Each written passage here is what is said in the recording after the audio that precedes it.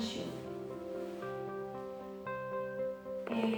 Primeiramente, gostando aí dos temas, onde eu venho abordando vários temas aí interessantes, curta, dê um like, compartilhe, ok? Ansiedade infantil.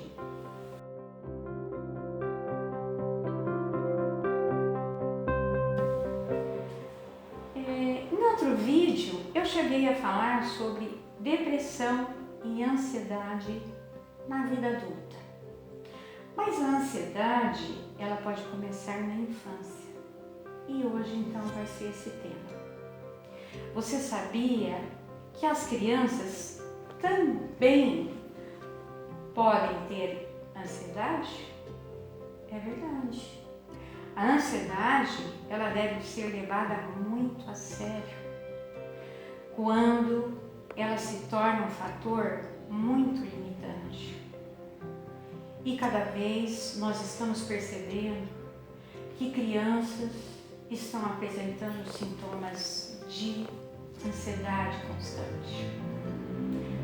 Como identificar a questão da ansiedade em uma criança? Lembrando que ela pode acontecer na vida do adulto, mas também na criança e no jovem. A ansiedade, ela nos impede de realmente viver o presente. Então, o que é para uma criança não viver o presente? Ela vai ficar pensando nesse futuro. E que futuro tem a criança? E que futuro tem o adulto? Quando eu coloquei num outro vídeo, se nós não temos controle do nosso futuro. Esse transtorno de ansiedade são os problemas mais até comuns na vida de crianças e adolescentes. Tem inclusive pesquisas que estão demonstrando cada vez mais que alguns sintomas as crianças vão apresentar ao longo da sua vidinha infantil. Ela pode apresentar um traço ansioso, ok?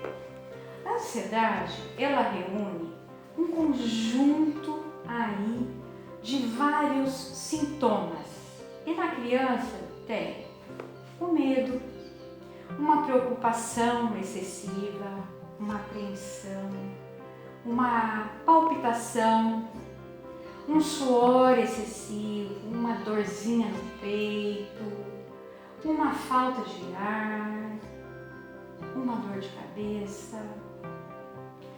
As causas da ansiedade, elas não estão ainda definidas, elas são desconhecidas.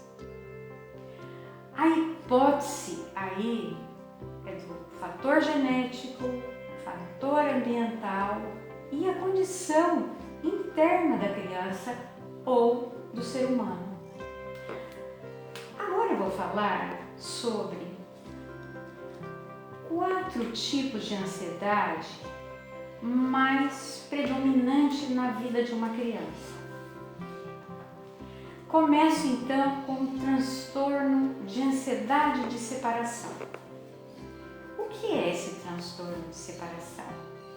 Vocês já devem ter ouvido alguma criança falar que está com uma dor de cabeça quando está para ir na escola, uma dorzinha de barriga, aí ela recusa ir na escola com frequência. Ela vai fazendo birras constantes, né? Evitando o quê? Aquela ameaça. Ela recusa dormir na caminha dela.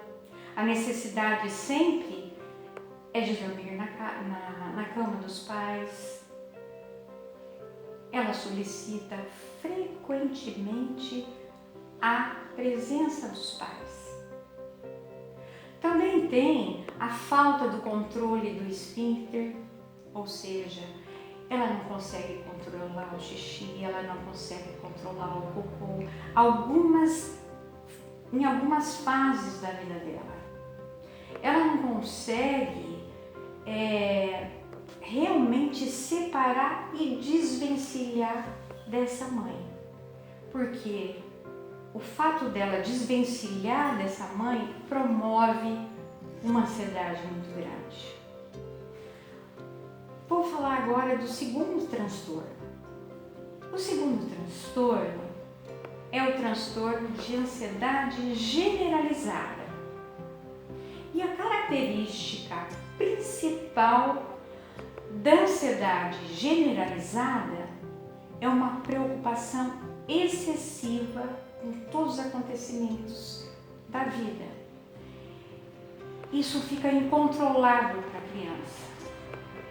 Do cotidiano, ela começa a usar: e se eu não conseguir, mamãe?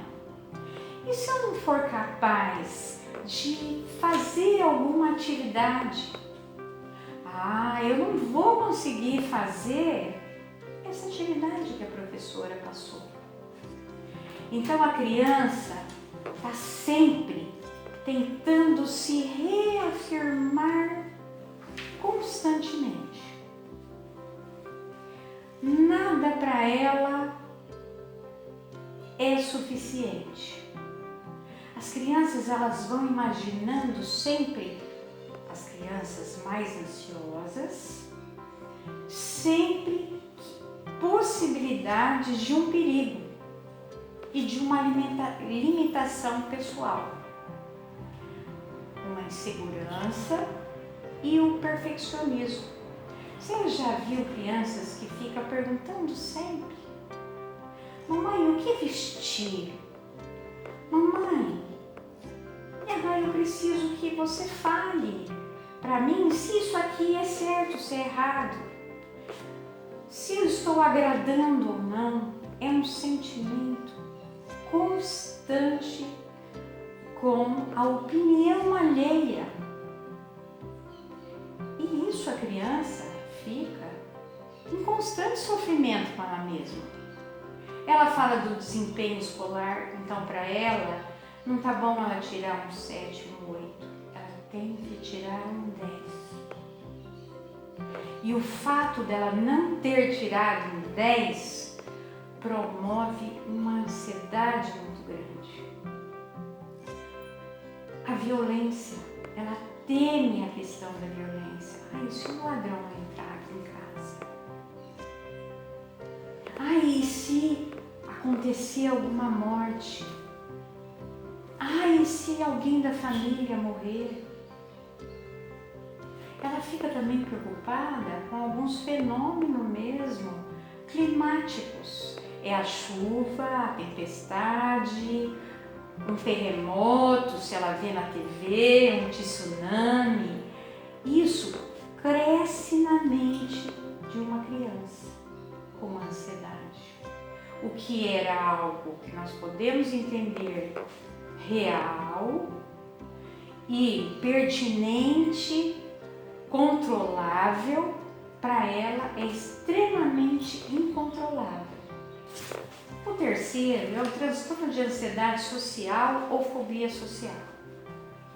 A característica predominante desse transtorno é um medo excessivo e persistente na criança, de situações sociais que ela acha que ela não vai dar conta, que ela acha que ela não vai ser boa o suficiente. O desempenho dela sempre vai ser a desejar. Então, o que acontece? Medo de falar e agir, e isso vai gerando sofrimento.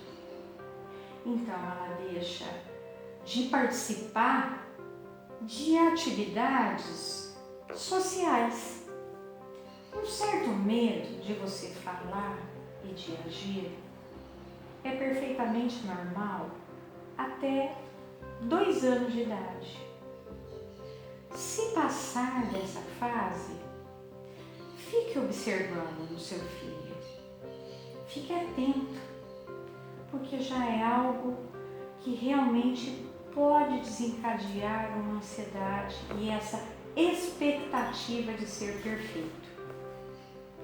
A criança com esse transtorno de ansiedade, ela costuma evitar mesmo falar em público, falar no telefone, fazer a apresentação em público, ir para a escola, conversar, simples conversa com um coleguinha, alimentar-se em público, tá?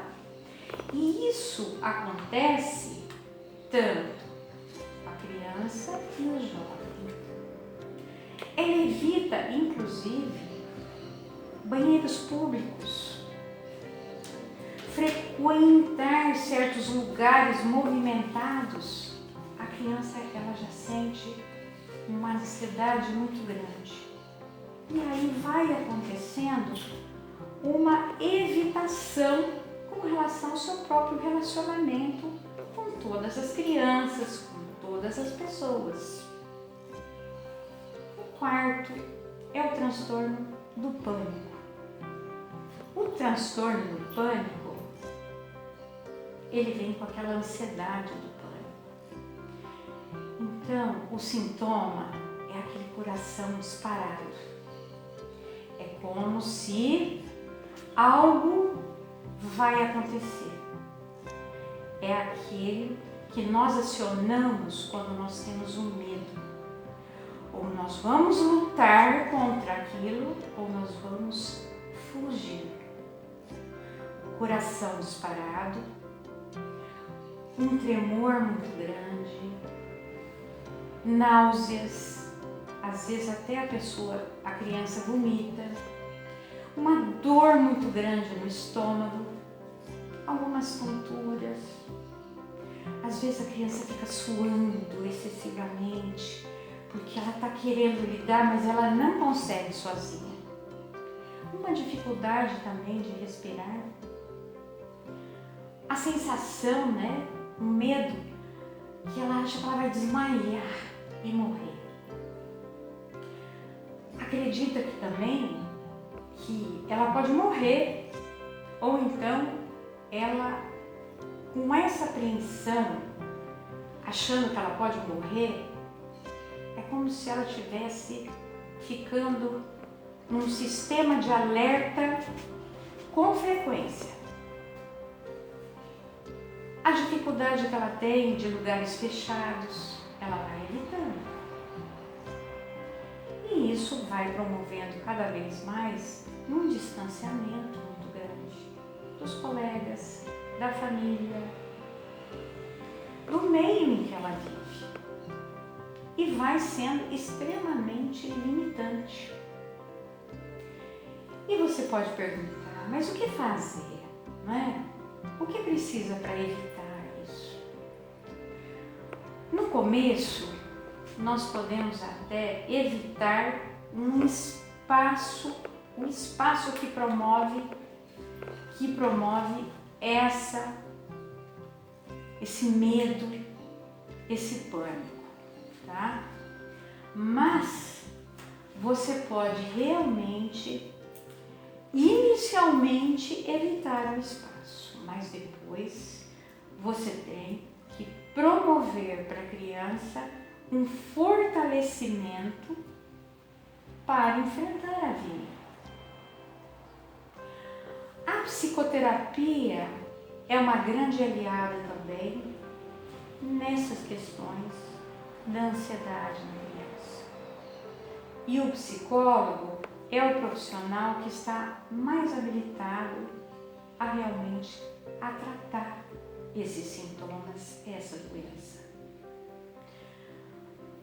Essa doença, a ansiedade, ela pode ser trabalhada com vários profissionais, com uma equipe multiprofissional. Nós podemos trabalhar com o pediatra, com o psiquiatra, quando tiver mais de 2 sintomas aparentes. aí é necessário o psiquiatra para dar uma medicação no intuito de amenizar os sintomas.